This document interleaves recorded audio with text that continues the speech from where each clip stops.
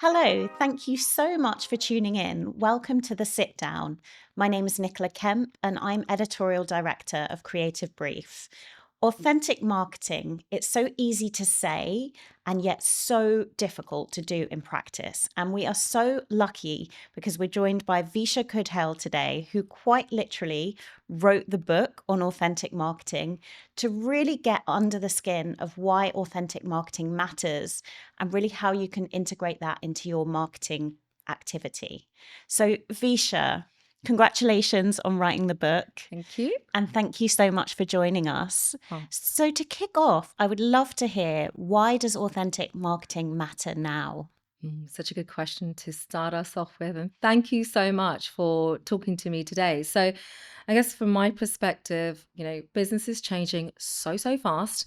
And authentic storytelling is really how people are making sense of it all right now. We're in a world that is becoming less and less trustworthy. And, when we think about how the current state is at the moment, you have rising misinformation, a lot of political noise at the moment. And we aren't always clear about what we see, read, and watch is truly real. I'm constantly watching content on the internet, and often question, what is it that's being served to me? And I have to go find a trusted source instead of, seeing whatever has been shown up on my feed. And I think this is a rising concern for many people where they just don't know what is real and what's not real.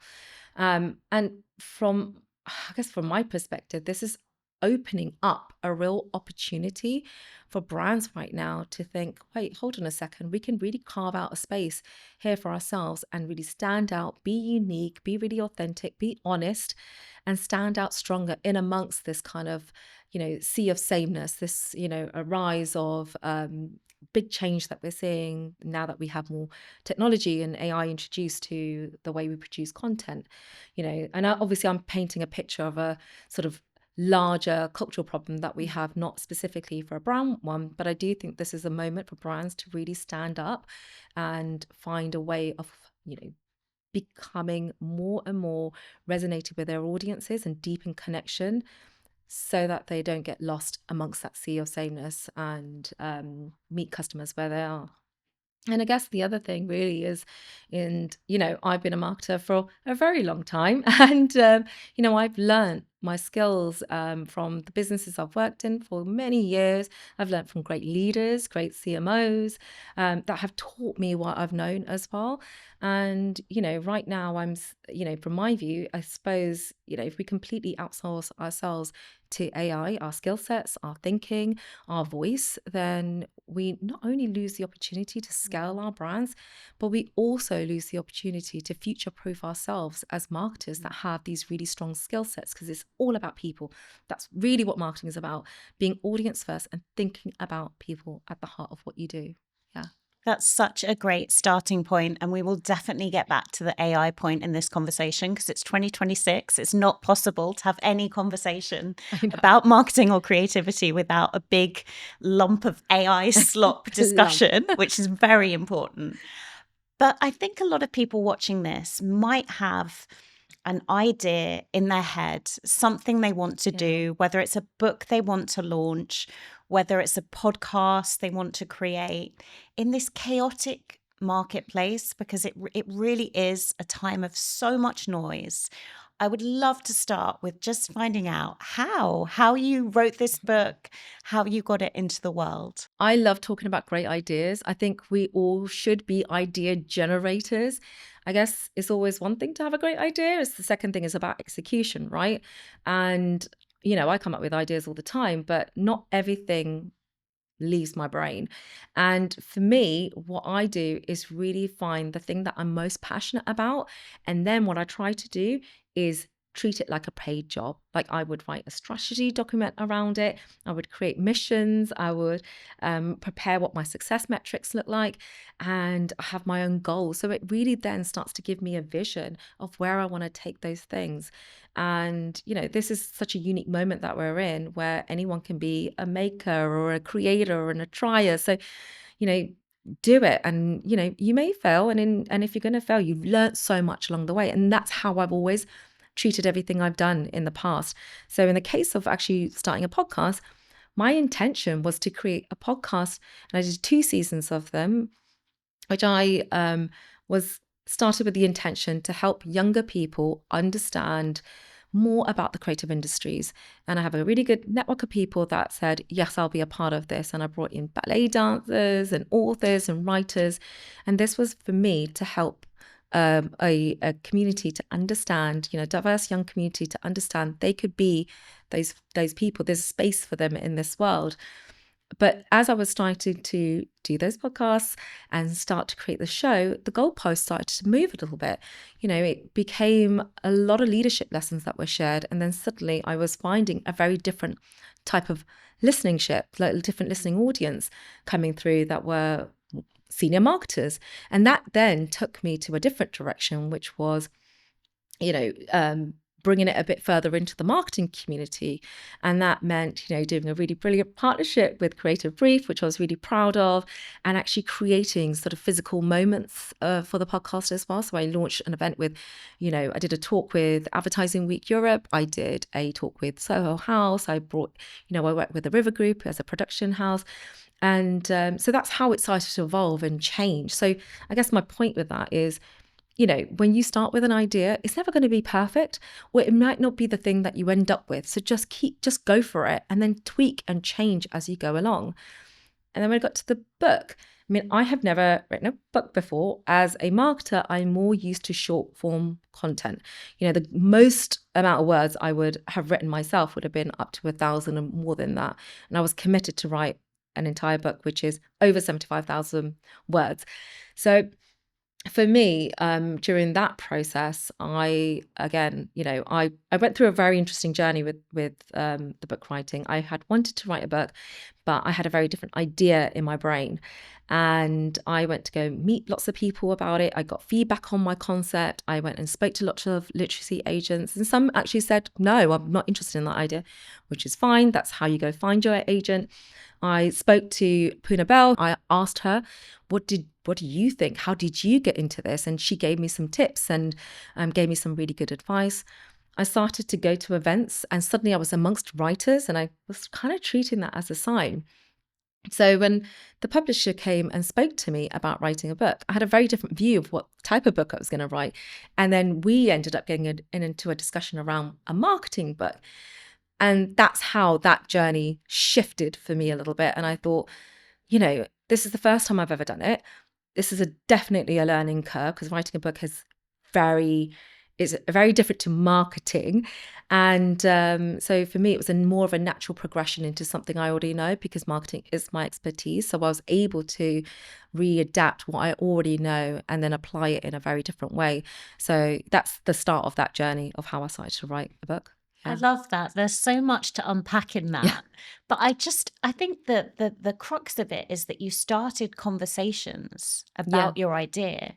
I think so often we let our ideas die in our own heads before they get out into the world. And actually to have people stress test them, to say, that's not right, or we need to do something else with that, is just such a important thing. The other thing that I really love about that story is the fact that perhaps you didn't see yourself as a writer. Yeah. And that's such an important point, because sometimes the stereotypes that we have about ourselves really hold us back. Yeah. So with that in mind, what's your view on why diverse voices matter? Yeah.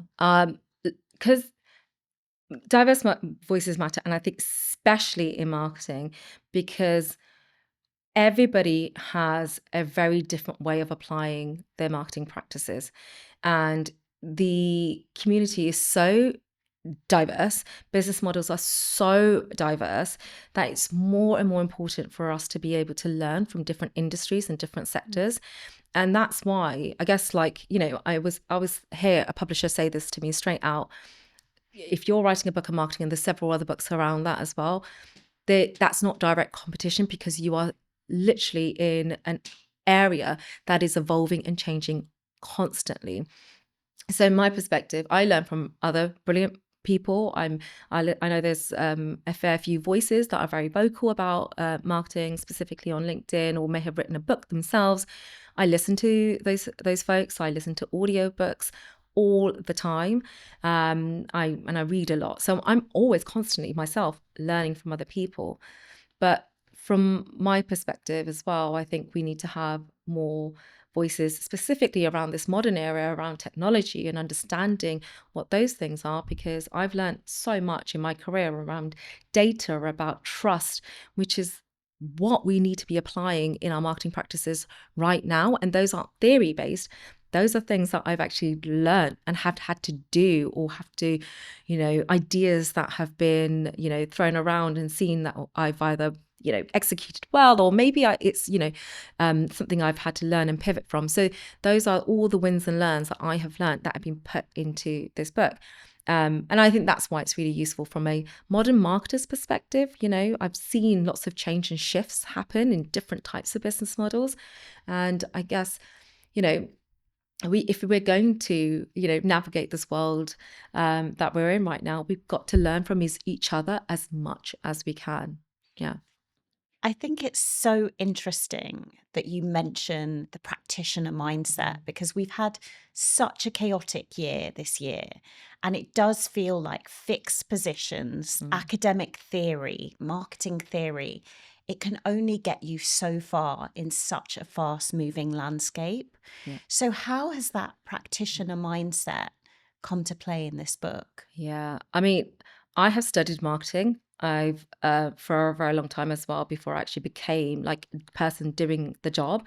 When I walk away from a course, which I've learned so much from, I actually find it hard to apply to the real world. That's just the truth. That's how I have found it a little bit difficult, because it's just too much theory.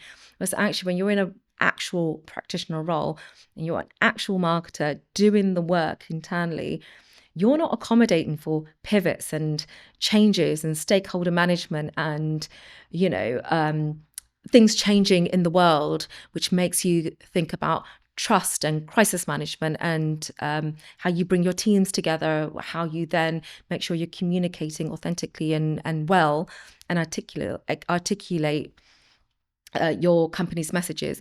So these are pivots and things that just happen in the real world all the time. And I think if we need to get good at our jobs, we need to be doing the job as much as we can. Also, if you're just going onto AI and asking it to give you a great strategy, it will give you a pretty good strategy, actually. It'll give you a playbook.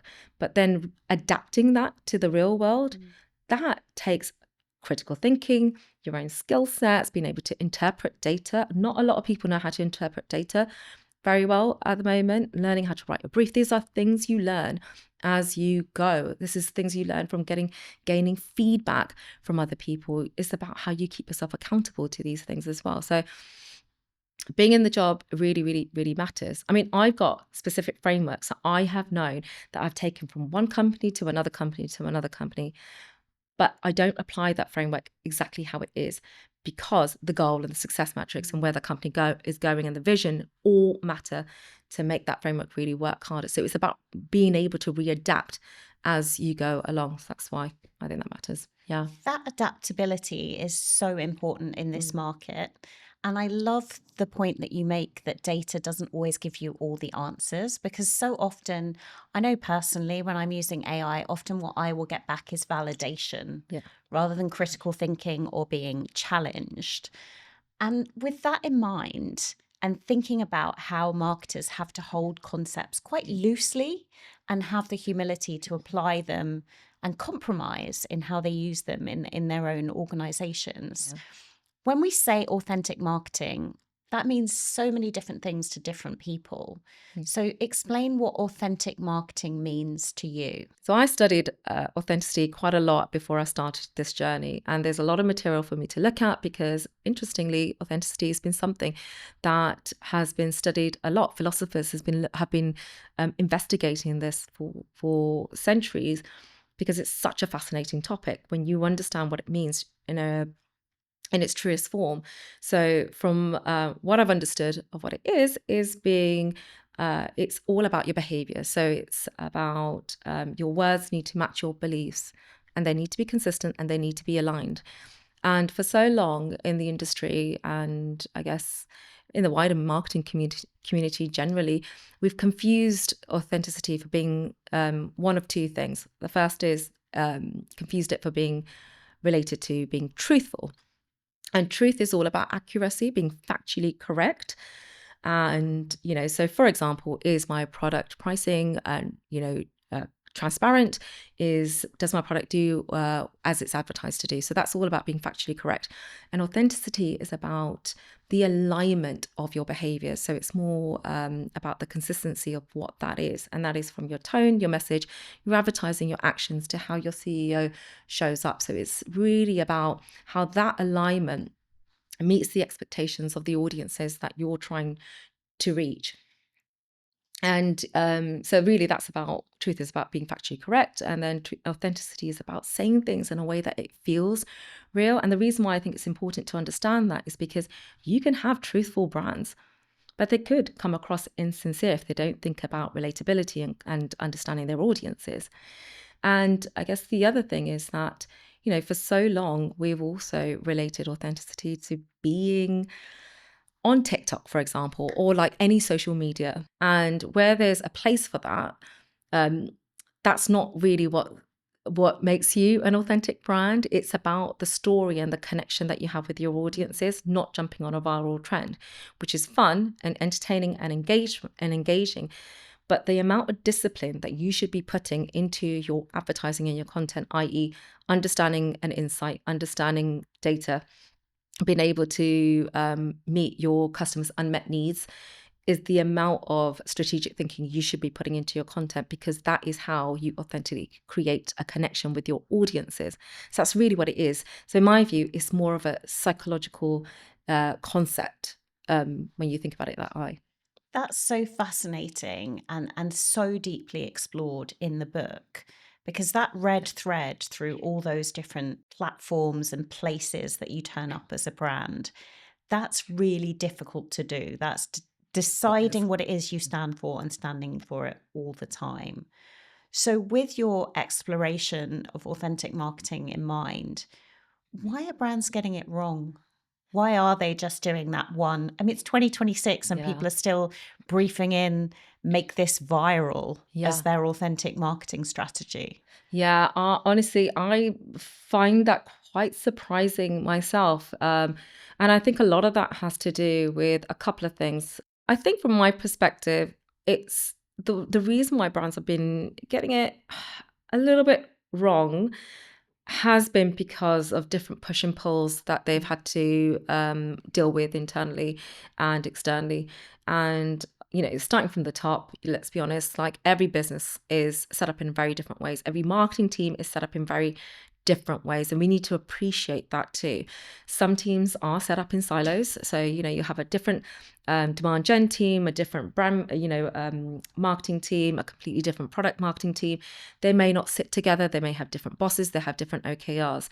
So having to bridge that gap of, authentic storytelling, making sure that your messaging is staying intact and that alignment is created, is now becoming the job of the senior marketer, the CMO, to be able to bridge that gap together and think about that more holistically. So this is now a leadership need, and why the CMO role is so important, to make sure that that consistency happens through and through, as well as the leadership team that the CMO works with, to make sure that that alignment does happen.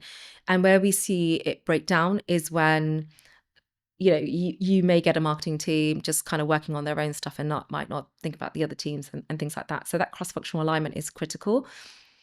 And the other point I would say is the fact that, and although this is an age-old debate in the industry, and we know where we all stand with this, but it still really, really happens because we're slightly obsessed with short-term metrics. They're, you get seduced by the short-term metrics. It's great to see that your marketing is working, and we are living in an age where, we need to support the sales teams quite a lot, which means that some businesses go all in on performance media, short-term metrics.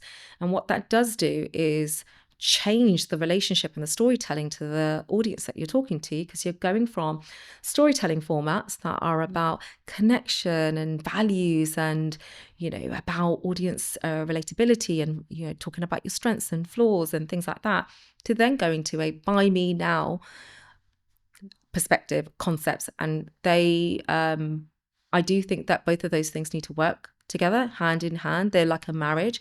You need to be communicating from the highest point to maintain and grow your brand equity, but then also to keep the lights on in the business, you do need to have that performance media running in tandem. But the thing is, it's not one at the disservice of the other. And at the moment, what I am seeing is brand going all in into buy me now and not thinking about their brand truth and their brand promise and what they need to be communicating to their audiences. And the other thing I'd say is, again, something I guess we've debated quite a lot in the industry so far has been around stereotypes and D&I. What we tend to find is a lot of brands tend to generalize stereotypes, and they also tend to use diversity and casting as a tick box exercise, whether it's in events or it might be even in their advertising. Now, this is a problem because you get found out in a second. Customers are very savvy, consumers are savvy, so they will find a way of letting you know that's not cool. And we are seeing a lot more of this. There's a lot more hype, and we saw that with the Sydney Sweeney campaign, where lots of people had such a reaction to that, and there were all fair reactions too. And I guess with me being in global roles and regional roles, I've always had to think about different cultures and the nuances of different cultures and stuff I don't really know and I need to go figure out. And I think that's something really important for marketers today, where we need to understand that the world is bigger than us. And, like, for example, we have over 7,000 languages in the world, which I'm sure a lot of people don't even know, but we also have millions of cultures and subcultures and like trends within subcultures too, which has been really interesting, that have played a role in creating products, like how Vans were created because of the skateboard industry, or Doc Martens because of skinheads and things like that. Like, they've become a part of our history. So understanding how culture plays a role in how we should be thinking about marketing is just a really interesting thing to be aware of. I'm not saying that you need to learn 7,700 or you don't need to understand every single part of those cultures, but you do need to have a level of self-awareness and understand. Let's say, for example, if you are launching in Brazil, you've got to understand that country. You've got to understand that business. And Endemol just shared in their latest report, in their 2026 report, that more people are becoming insular. They are more focused on local than they are with global. Let's say, for example, if you're an American tech company, they are being turned off by that. So they are really focused on local. And so being really thoughtful about community is so critical. It's something I thought about quite a lot when I was working with Square. It was all about the audience. It was all about local communities. That's what really resonates with people. It's so interesting as well, because that's so missing from a lot of the industry conversations about how to create a modern marketing ecosystem. So much of it is copy and paste, cut and fill. It's very, very lacking in that cultural fluency. And that is so important. And the community point, those brands that you mentioned, they really see their communities.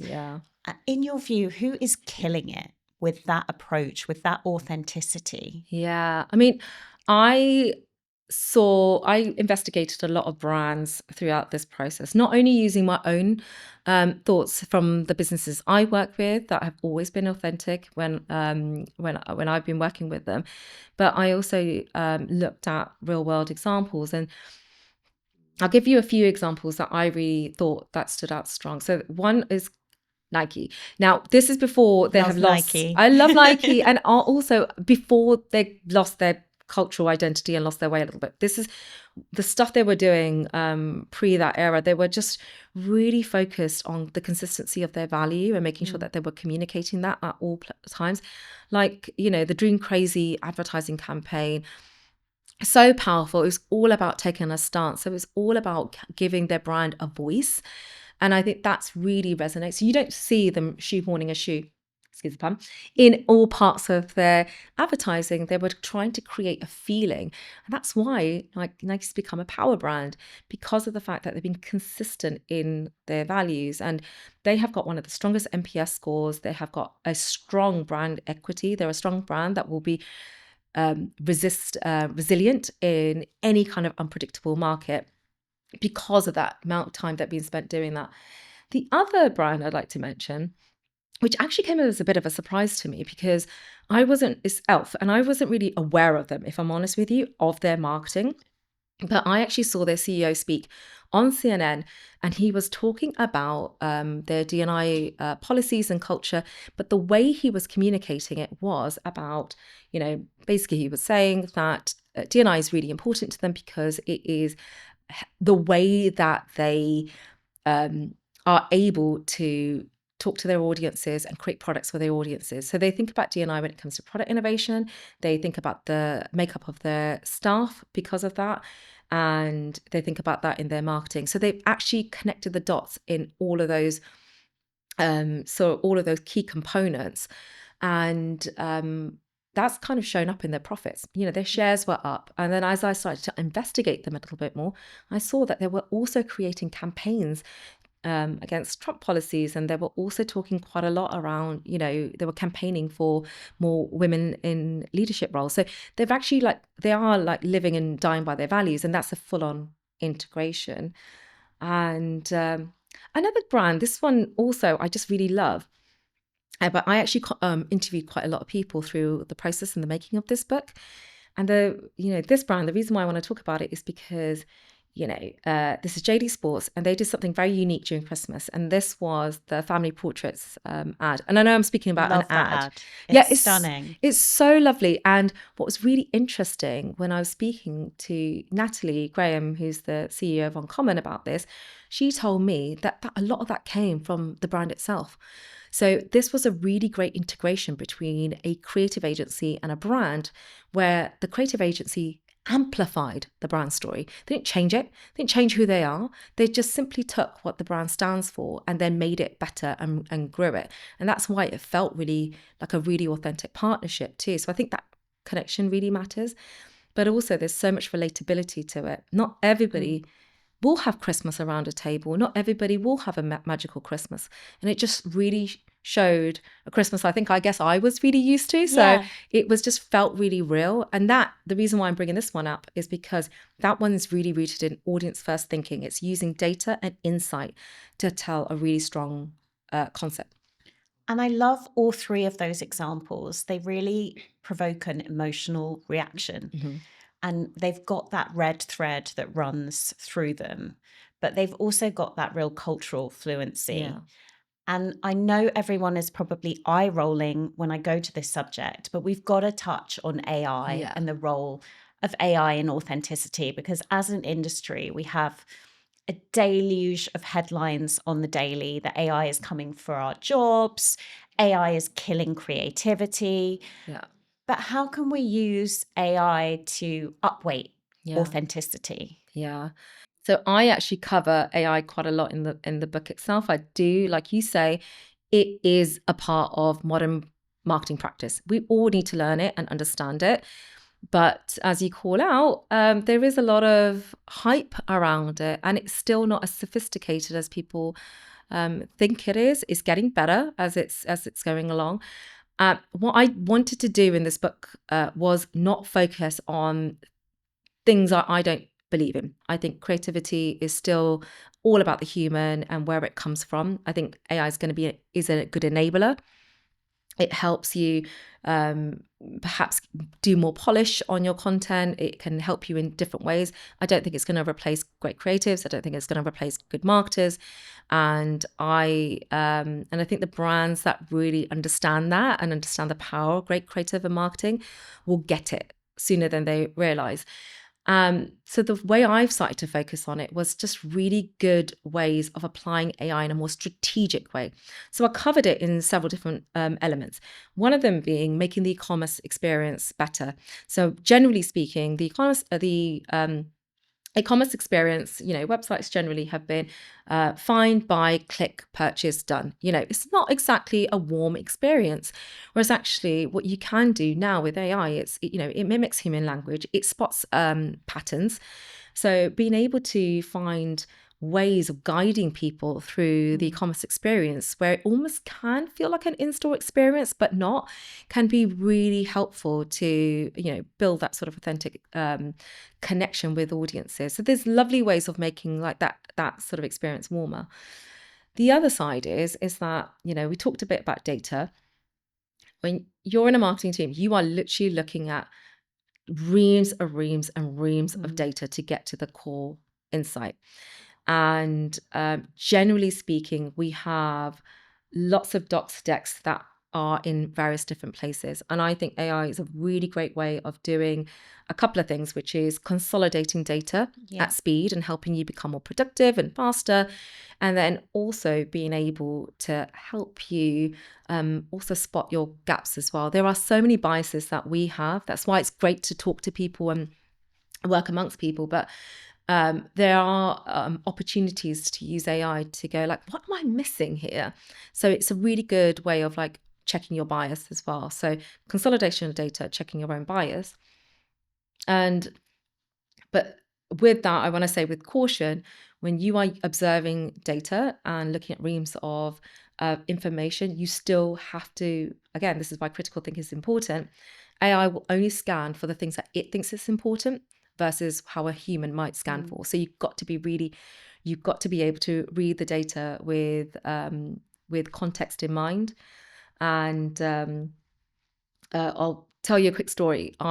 This was a really important study that I've actually put into the book, but there was a study done it was in the US. It was during COVID, and the data said that white women have experienced COVID in a far, like it was harder for them. They really struggled. Black women didn't. So actually looking at that at face value, you may say, oh, great. Okay, let's do some marketing around like, how do we make it easier for women that are white, that to make it easier for them? And let's not worry about this segment over here. But if you read deeper into the data, the reason why that study was really important was because Black women always struggled from problems. So for them, like COVID was like, oh, yet another problem to deal with. So that's why we have to be critical thinkers and understand context in data. And I think that's really important as we use AI to consolidate data and research for us as well. Yeah. That's such a powerful point, and especially with a growing number of brands really relying on synthetic data. Yeah. It really just underlines the importance of the cultural fluency and the critical thinking. So not using AI to validate your own bias, but really bringing that genuine, authentic challenge into play. Yeah. And one other thing as well is just, creative teams are really burnt out. The media plan is getting bigger and bigger and bigger. So using AI to personalization at scale is also a really important thing you can do. And I don't mean like, again, replacing copywriters, anything else. But if you look at a typical media plan, it is exhausting. The volume of channels we need to use and adapt to has become bigger and bigger and bigger. And then think about the other point I made earlier on about being more local and specific. If you can use AI to take good concepts, good stories, and personalize at scale, that's a great thing to be able to do. I love those examples because they really show that we can use AI to lighten the load. Yeah. And it's such an important point, and I'm glad you raised it. We started this conversation by talking about just how chaotic the market is and bringing it to close with really recognizing that a lot of people in the industry do feel burnt out. They do feel that they're having to bring it every day as marketing leaders. And that means that actually sometimes they're having to do more, be more, and turn up for everyone around them, play the long and the Yeah. short game. So I'd love to ask you, what one takeaway would you give to this audience as to how to embrace authentic marketing now? Yeah. Great question. I would say buy the book. I love that. Strong call to Yeah, strong call action. to action. But yeah, I think for me, it's always going to be about listening and listening to your audience, thinking about how you can use data to deliver on a really powerful insight. Don't forget that we're talking to humans. I mean, this is why we started in this business, to tell great stories. And that's really what I've been trying to do with this book, is just say, we've got all this great stuff. We've got an abundance of data. We've got technology and tools. But don't forget about why we're doing it in the first place. So that's really what the book is about. So I say go buy the book to learn more. Brilliant. Well, thank you so much, Visha. Massive thank you for everyone for tuning in. And just a reminder to, yes, do buy the book, because in a chaotic market, something that we're so passionate about at Creative Brief is genuinely building that culture of curiosity and creativity. And you can't leave that to chance. If you want to scale your brand and scale your career, you have to take personal responsibility for your learning. And this book is a brilliant place to start. So thank you so much. Pleasure. Thank you. This is fun.